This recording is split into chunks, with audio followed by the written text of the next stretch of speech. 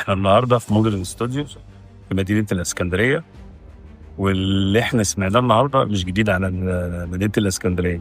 اسكندريه طول عمرها بلد الفن وبلد المواهب. مودرن ستوديوز عامله حاله جميله جدا جدا في اسكندريه، مش اسكندريه بس، في موجود مصر العربيه كلها. الناس كلها مهتمه جدا جدا باخبارها ومهتمه جدا بالحدث اللي بيحصل تقريبا اول مره. حدث جميل وحدث عظيم قوي، محدش عمله قبل كده. الفكرة رائعة، كل التحية والتقدير لمودرن ستوديوز على الفكرة الهايلة دي، لأن احنا محتاجين إن احنا يبقى عندنا كل يوم في اكتشاف لمواهب متعددة في كل المجالات.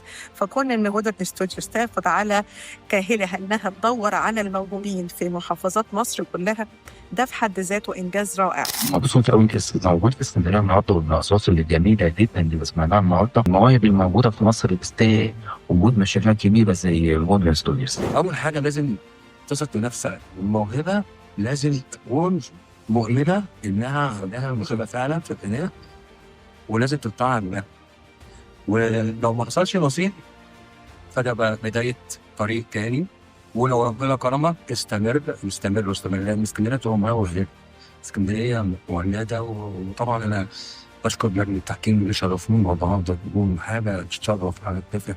وانا اسمي سكرتير نقابه اسكندريه، فبتشرف ان انا قاعد كان مقامات كبيره من دكاتره كانوا موجودين. لجنه التحكيم ده شرف، وده في تاريخ اليوم ده السي في بتاعنا.